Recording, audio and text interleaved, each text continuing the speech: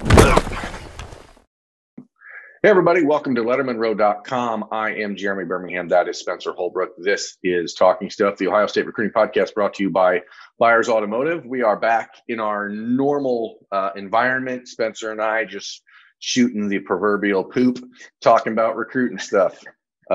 Spencer, obviously last week, Austin pinch hit for you while we were on the road.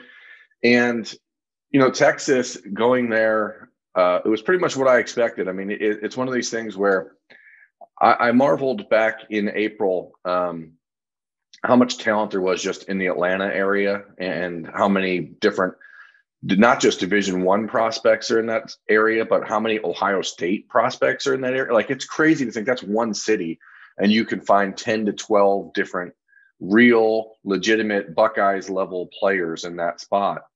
Texas is the same way, except it has like 5 of those cities that have that many players. And I mentioned this on Lettermen Live on Monday, but the fact that Texas and Texas A&M and these other big time schools and aren't winning a bunch of national championships is crazy to me because there's so many good players.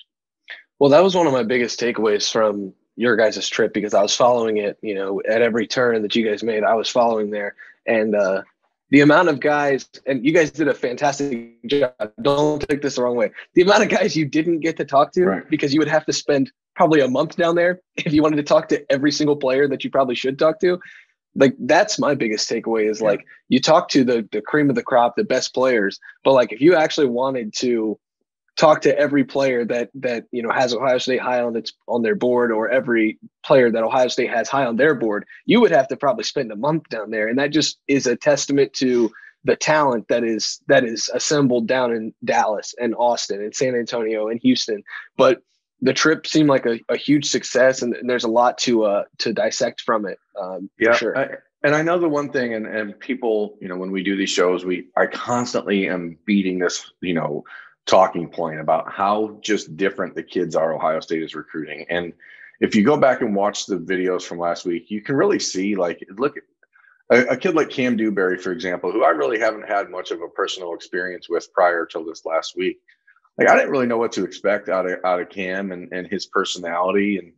And then you meet him and he is just such another great kid. And, Caleb Burton, Braylon James, these are just kids that I'm like, wow, this is it's no longer a coincidence, or it's no longer a surprise, I guess, because they're making it such a point to recruit these players that are really just great young men. And, I think that I don't know if people give enough applause for that, because what they're doing is really impressive to be able to compete on the level that they're competing on.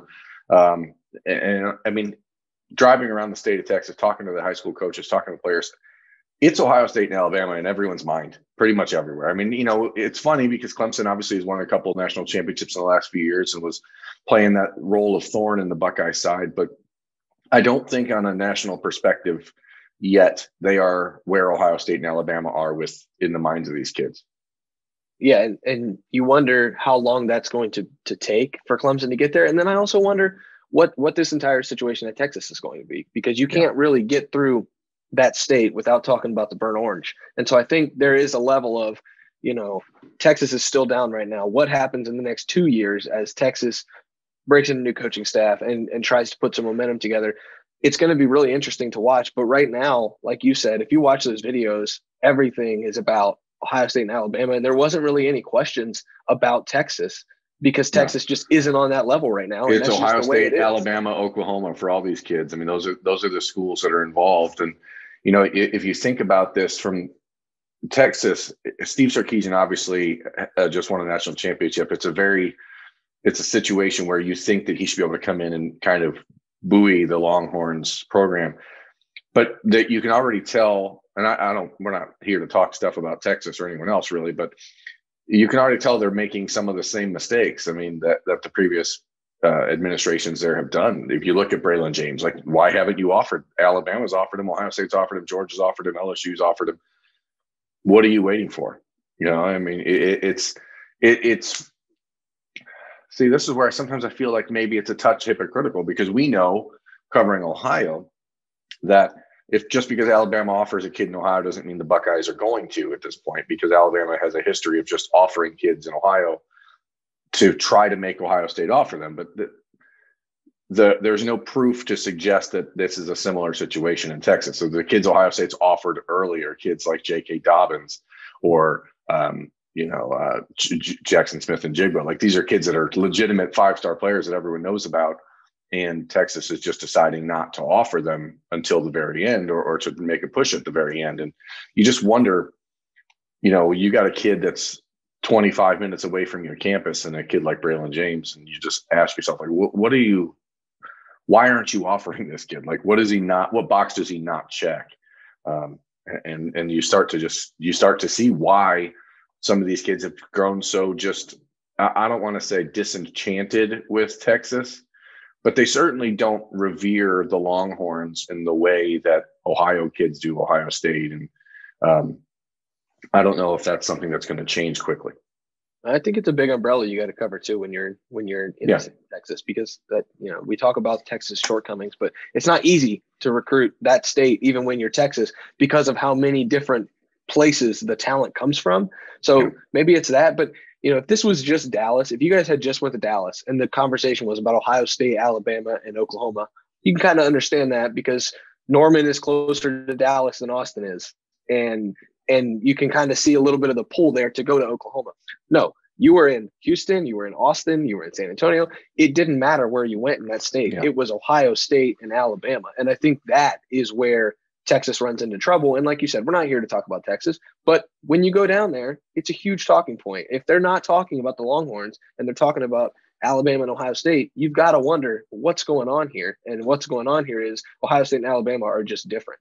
There's the occasional anomaly inside of Ohio where a kid will say he grew up, dreaming of a Clemson offer, but 99% of the kids in Ohio at Ohio high schools, their dream school is Ohio State. If you talk to these kids in Texas, like how many times you hear it? Ohio State was my favorite school growing up. Oklahoma was my dream school. Like that's not a good thing for Texas, especially because you see A&M on the come up a little bit and they're starting to, really kind of feel themselves a little bit. It starts to change that entire dynamic in the state. And that, as just a fan of college football and a fan of recruiting, I think it's going to be really interesting to watch how Steve Sarkisian has to navigate these first, handful of months on the job once the season actually starts. Because if they go out and aren't a markedly improved program on the field, they're doing good things and they're, renovating their stadium when they put up, fallopian tubes in their crowd or whatever it is. That's cool, right? Like, great job, but you still have to put a product on the field that people care about. And that's what we saw at Tennessee last summer. It's what we saw at Maryland last summer. Like, you still got to win games. And, that's why you can almost see, like Indiana, like they won games. So now all of a sudden they start to gain a little steam and you start to hear their name pop up. And, in the midst of these second tier, I don't like to use that term, but, not Ohio State level players across the board, but, you start to hear them talked about a little bit. Oh, Tom Allen's doing good things because they're winning on the field. It's not about how much money they're spending to renovate their stadium or the coach that just won somewhere else. Like, who cares? Who cares if the coach won somewhere else? He's got to win at your school.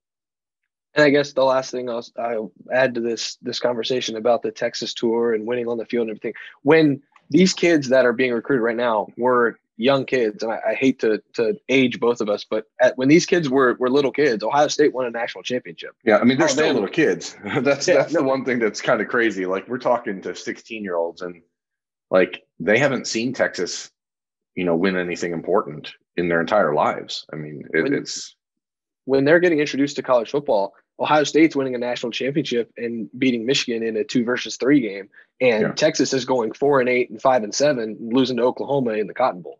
I mean, at the Texas State Fair, like, this is not, these kids don't remember Mac Brown and Vince Young and that era of college football. This is Ezekiel Elliott against David Ash or whoever's playing quarterback at Texas. Like, this is not comparable right now. But they do actually know. The irony here, of course, is that they know who Mac Brown is because he's recruiting the heck out of them for North Carolina. So, it's like it's just this weird like weird world, man. I don't know. Texas, obviously, I could talk about a lot of things down there, but I just want to get to a few things. Number one, Quinn Ewers is so good at quarterback that it doesn't look like he's ever trying to play hard, which is, I think, like the greatest like compliment you can give someone. It's so natural for him. Like I don't know that it can really be explained until you watch it in person. I mean, just watching him run a practice there at South Lake Carroll, these throws that he's making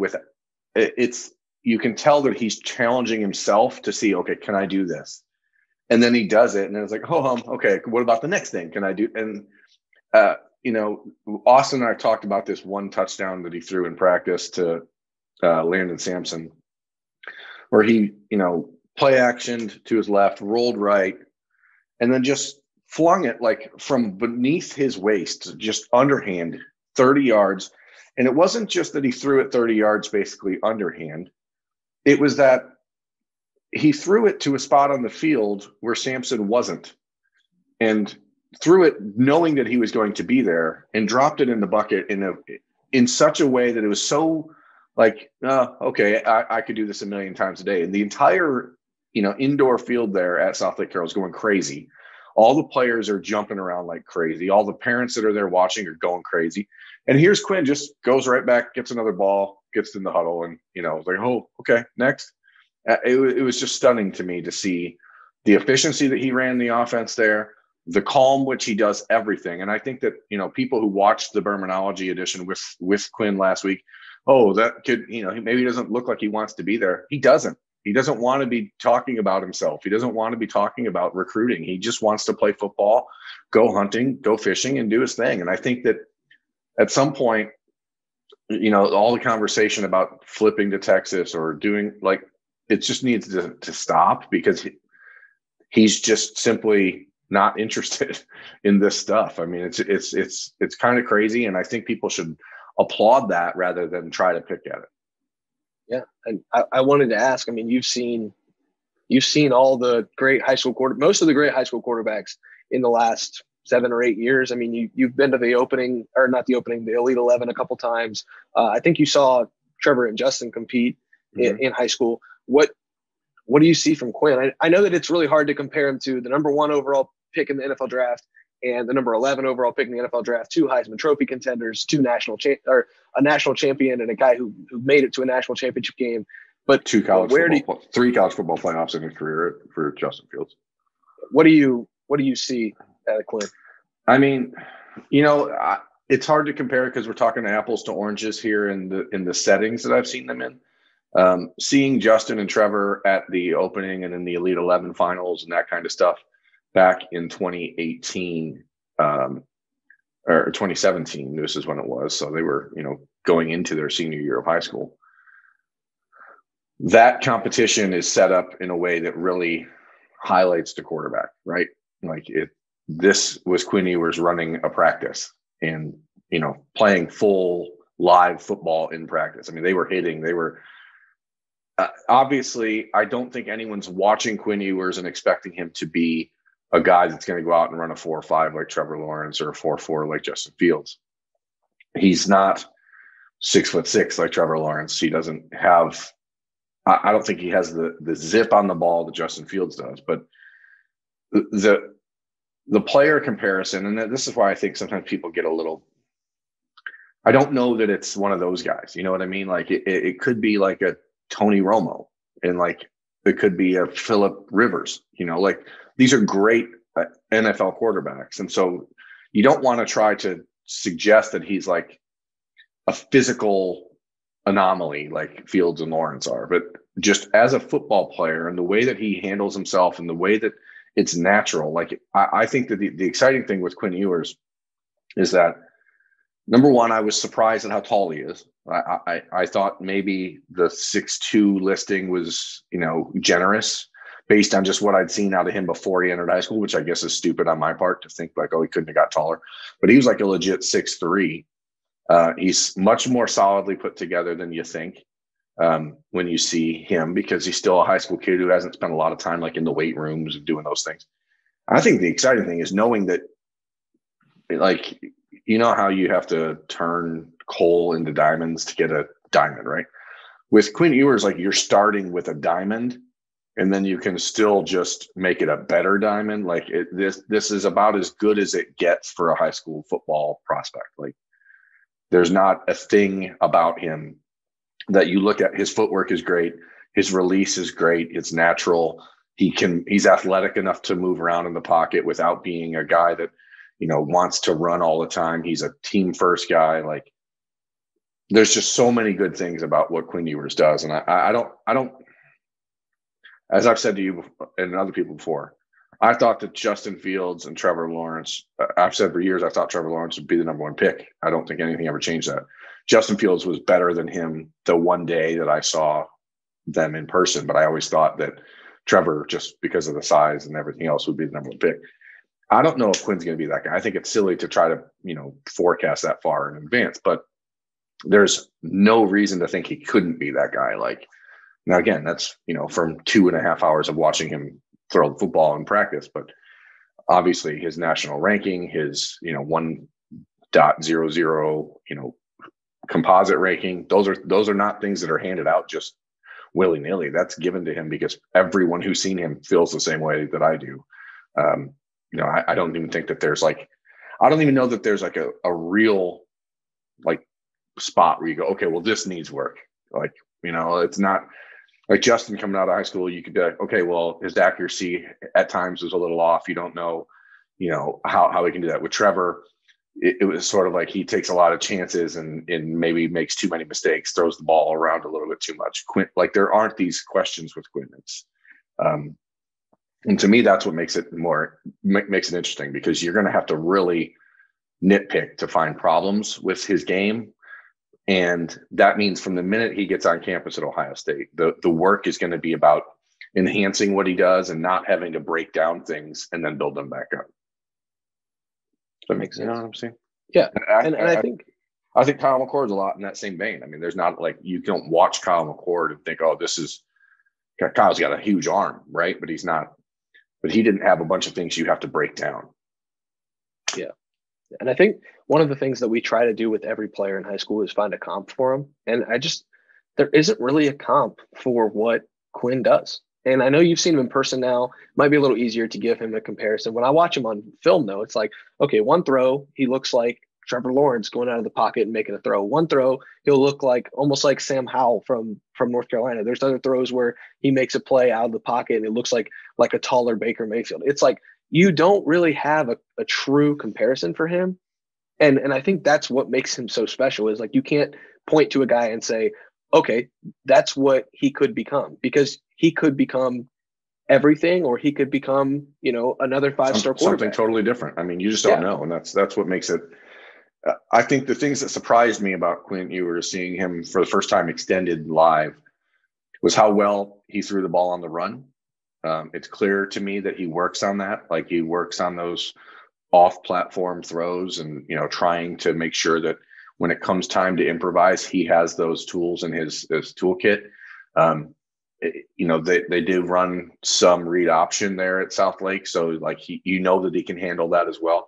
But honestly, the thing that surprised me the most was just how he moved. And as I was at Duncanville talking to the coaches there, we were talking about Quinn and the game that they played against him, where South Lake knocked Duncanville out of the playoff last year, which is, Quinn had just recovered from a hernia surgery and came back, and they were expecting him to be, kind of statuesque, and he's running all over him. Like, we didn't expect this out of him. And so, he has that toughness that you need out of a quarterback.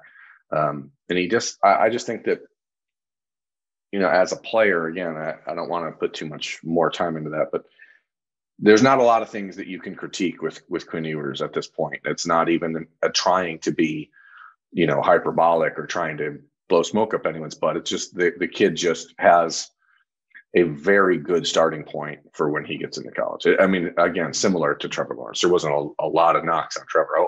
Don't trust your arm 1,000,000%. Trust it only 750,000%. You know what I mean? That's what Trevor's biggest thing was.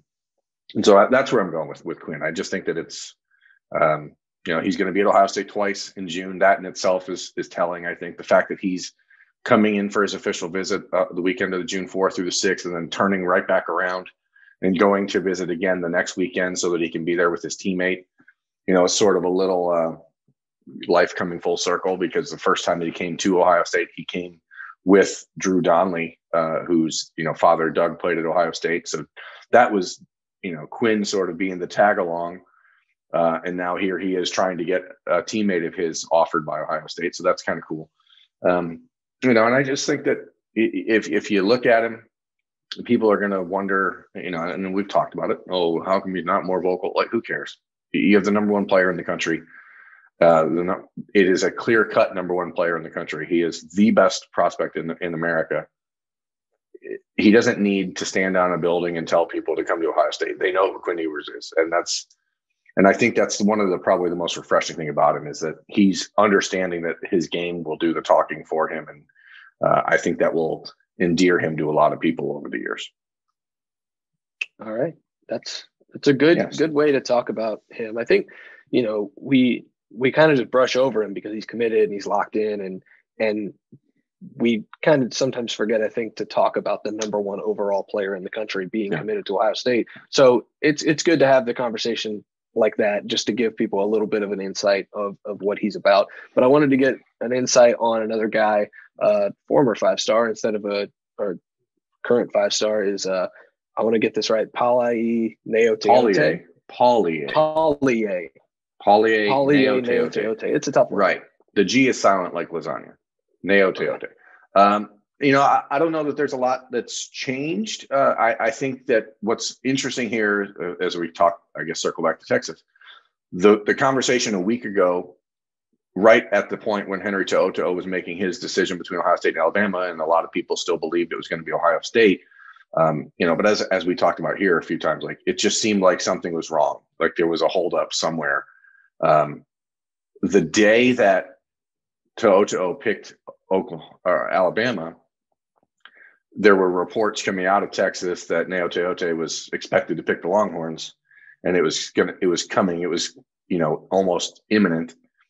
And then, like 24 hours later, the Texas message boards and the Texas analysts are going, well, actually, maybe not, because now Ohio State's reaching out again. And I know that the Buckeyes took a day to sort out their linebacker needs, and decided that it was still worth it to go after Palaie Gaoteote because of one simple thing. The Buckeyes are playing a long snapper at linebacker in the spring game. Okay. Like, this is not a situation. If they end up, bringing EA in and he joins the roster at some point, which I firmly expect to happen. I don't know when. This is not an apples to apples comparison for what they thought they were going to do with To'oTo'o. This is not a guy who you pencil in as a starter or anything like that. This is a look at a guy and say, okay, we know him, we like him, we know who he is, we know where he comes from, we trust him as a human, we trust him as a teammate. And then you say, we have nobody else on the roster like this kid. He's 6'2", 250 pounds. He's not, one of these smaller, undersized linebackers that are flying around. You're talking about a true Malik Harrison type, bigger bodied outside linebacker that maybe doesn't fit into what people are thinking the Buckeye defense is going to be this year with the implementation and the real using of the bullet position.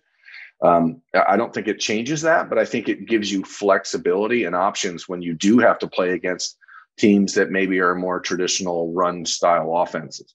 So I think that that's the reason why you'll see Ohio State, if they do bring him in, that's the reason why. It's not because they don't like the guys they have. It's not because they don't think that Kayvon Pope or Tommy Eichenberg or Taraji Mitchell or Dallas Gann or any of these guys can play, because I don't think it impacts them at all. I think the reason that you go after Gaoteote here is because Mitchell Melton is out.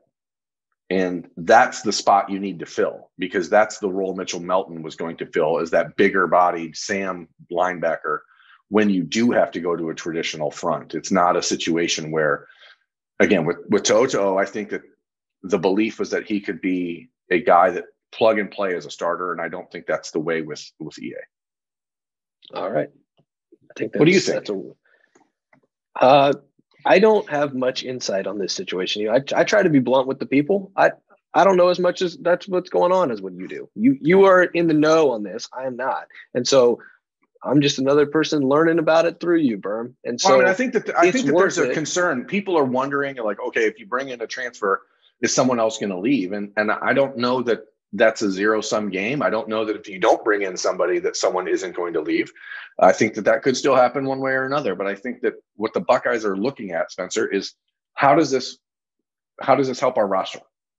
Like, how does this, shore up an area where we are a little bit deficient right now? And that deficiency is in the bigger linebacker. Yes, you have young guys like Cody Simon who you really like, but he's not that guy. He's not that, that true Sam linebacker, the Baron Browning type body that you lose, and Palaie is. So I think that's the reason why it's even worth looking at. Well, and I think this is where I stand on it then, is Ohio State knows that Tommy Eichenberg and Cody Simon and the three seniors, they all can do a little bit of everything.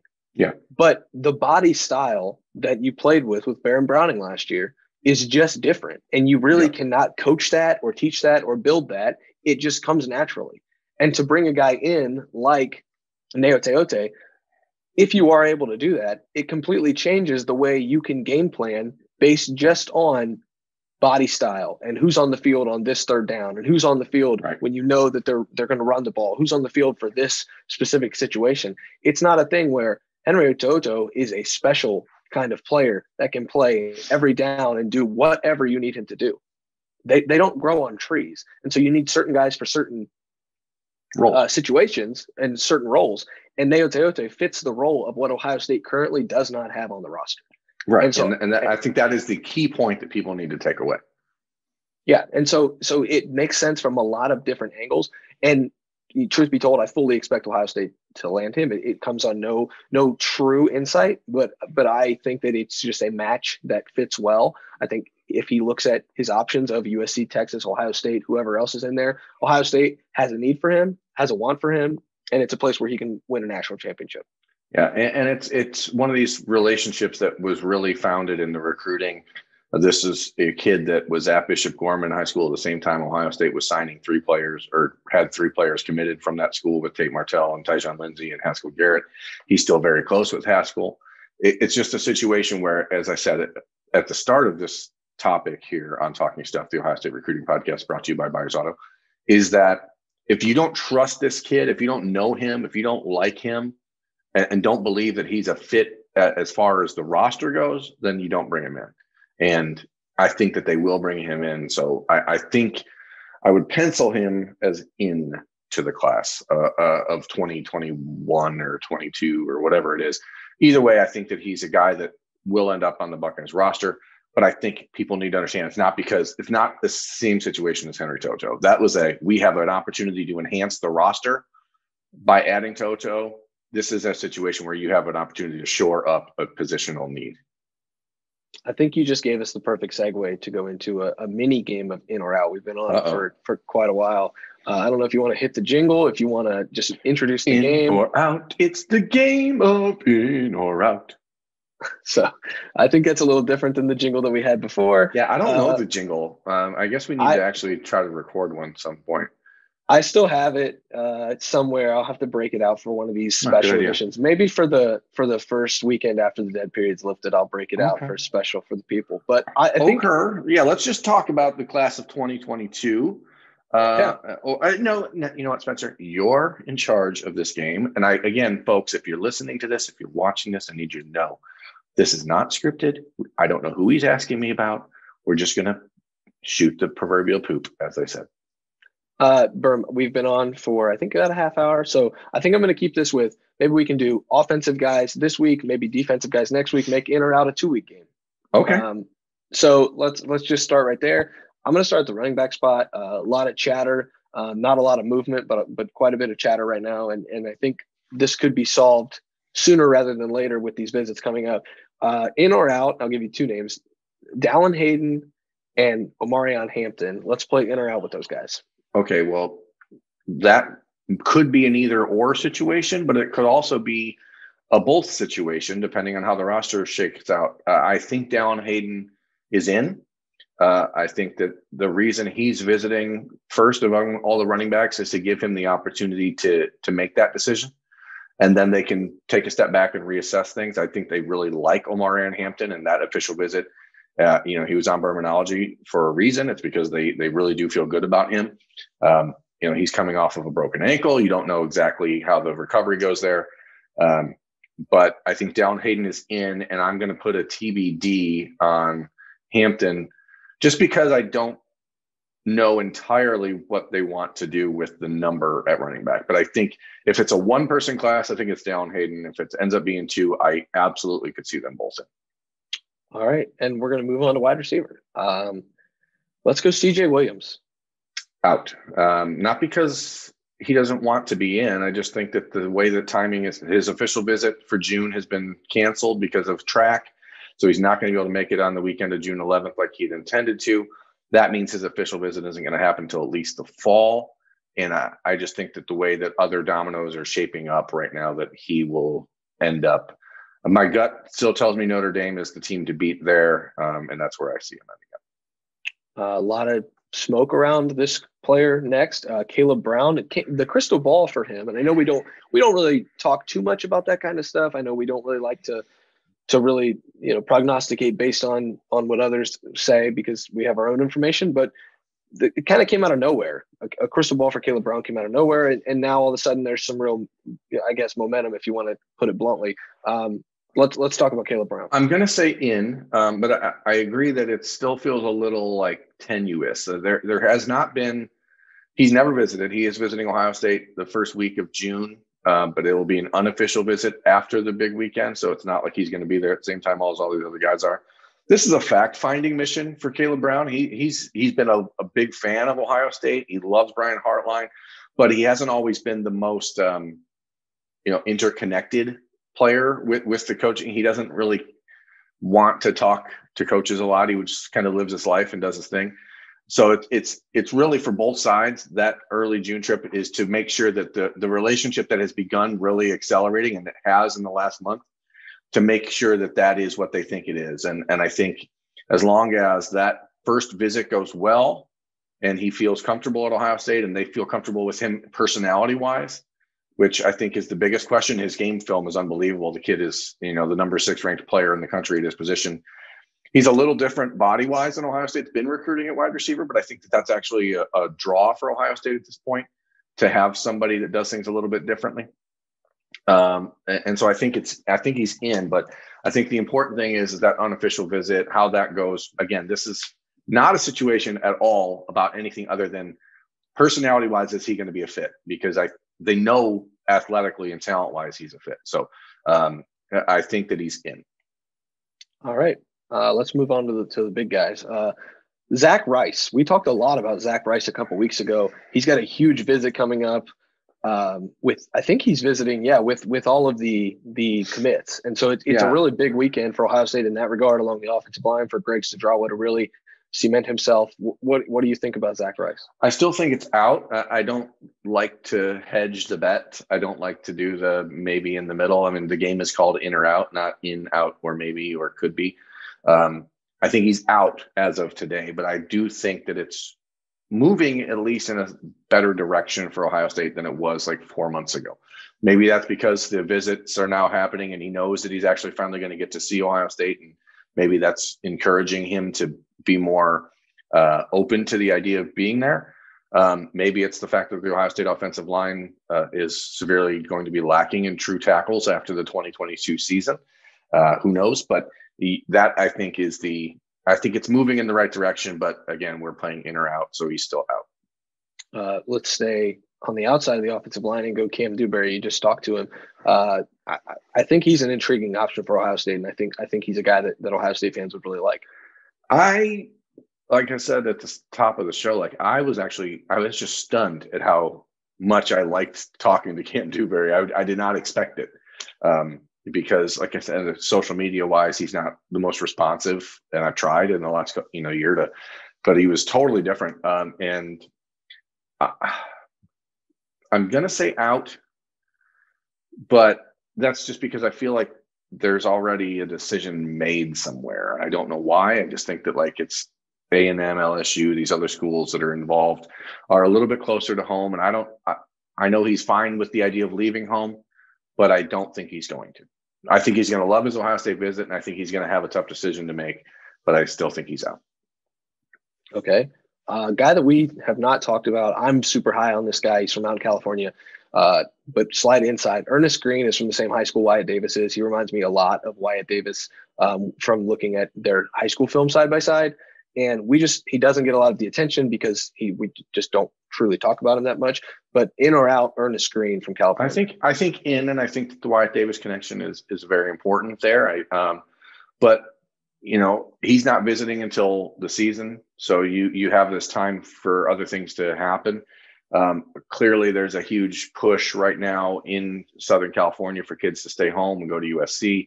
But Ernest has been heavily influenced by Wyatt Davis over the years, and I think that once he gets on campus at Ohio State, I think that one picks up in a good way for the Buckeyes, and I think he's in. Okay, let's go 2 more guys, and then maybe a third if I'm feeling it. Emil Wagner, I think he's in. He's going to end up in the class. How do you feel? I think he's in. I think that there is real reason to be worried about Notre Dame in that recruitment. I don't think that people should brush them off.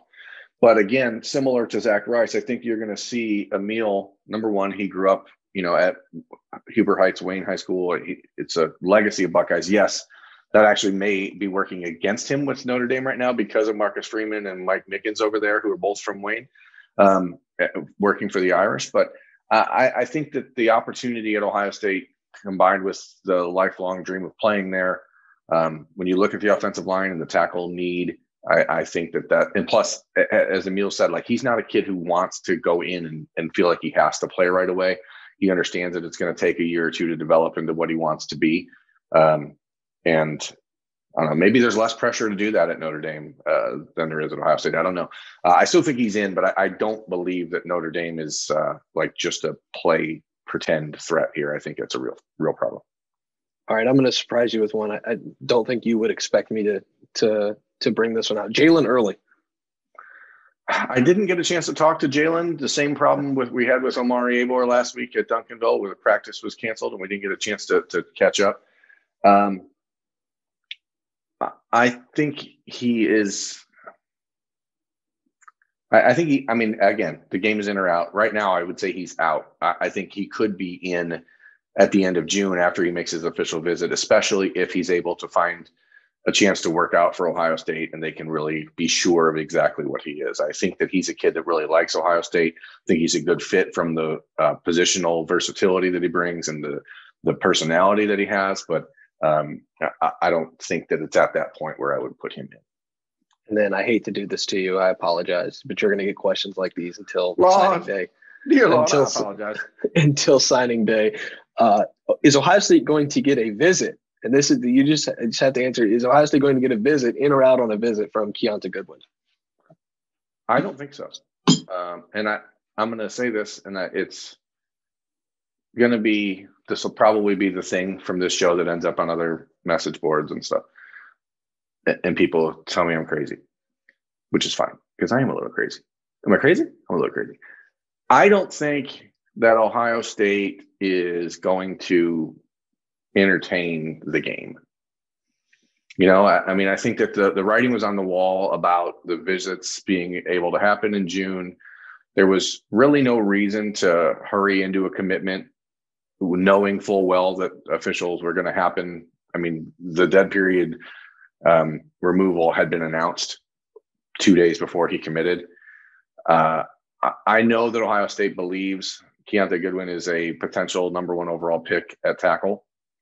But this is one of those situations where I think that maybe Ryan Day is a little different than Urban Meyer in that this is just my gut telling me that, like, there was talk last year about Devontae Smith after he decommitted from Ohio State and flipped to Alabama. There was a lot of talk about him wanting to get back into the Ohio State class at the end of the cycle. And that's not me speculating. I was told that directly by a number of people. But Ryan Day doesn't seem to be interested in entertaining that sort of stuff. If you want in at Ohio State and you have an opportunity to be in, he will welcome you open arms. But if you say, you know what, no, and then you decide to try to fiddle around afterward, I just don't get the sense that he's into that type of shenanigans. And, you know, I don't think he wants to deal with it. That's just my read on what I know about Ryan Day over the last couple of years of covering him. And that could be completely baseless. So who knows? But if Keontae Goodwin said, hey, I'm coming up to visit, obviously I think Ohio State would say, sure, welcome. But I don't think it's a situation right now where they're going to be like aggressively going after him. They're going to say, if you want it, you're going to have to come do it. They're not going to beg. There's also an element to the Ryan Day era so far that is almost not arrogant at all. Maybe that's for lack of a better word. If you want to go to Kentucky over Ohio State, go ahead. Yeah, I mean, it's not a knock on Kentucky. Obviously, they're building a good program. They've done a nice job with the offensive line recruiting. You know, Ohio State's tried to go into Kentucky and recruit offensive linemen from that state a handful of times in the last few years and fallen short every single time to the Wildcats. So whatever they're doing, kudos. They obviously have a good pitch to whatever they're saying for these recruits. So I don't want anyone to think that it's a disparaging remark to Kentucky, but I think you're right. I mean, Ohio State has always said that they're not going to recruit against Kentucky in football. So if you want to go there, go ahead. But that's kind of the way they are with everyone at this point, Spencer. They're not begging any recruits to come to Ohio State at this point. They understand that their position is lofty and that they can pretty much select anyone they want. And while they see the difference in players like Keontae Goodwin and generational talent like that, you know, Ohio State's going to be okay one way or the other. And I certainly, again, so to answer the question, will they get a visit? I'm going to say no, because I don't think they're going to ask him to visit. And I don't think that, from what I know about Keontae Goodwin, he seems like a kid who's very comfortable just in his choice and being, you know, staying at home and doing that kind of thing. So I don't think he'll be out there pushing for that trip. Will he make other visits? Probably. And if Ohio State pressed him to make a visit, would he? I think he probably would, but I don't think they're going to. Is there any player on the offensive side of the ball in the class of 2022 that we did not hit on that needs hit on? I mean, I still think that there's an opportunity for Kojo Antwi to be the receiver ahead of even Caleb Brown. And I did write about this on Tuesday morning on the recruiting question of the day. I think that they're going to take 4 receivers at this point. And so I think that there's an opportunity there to maybe still add someone like Antwi and then still keep recruiting Caleb Brown because he is such a different body type and a different style of player. And I think that that's, from what I've heard from people about his recruitment, they believe that it's at Texas A&M, Ohio State in the lead. I know that in Georgia, they think it's Texas A&M, Georgia. I know in Alabama, they think it's Texas A&M and Alabama. To me, that leads to one logical conclusion, that it's Texas A&M, because everyone thinks that Texas A&M is that's the leader. So I think that he's still there. I mean, he is making an official visit. I think that there's a possibility there for, you know, if he able to get to campus and connect with Brian Hartline and see that everything Brian Hartline's told him for the last year plus is true.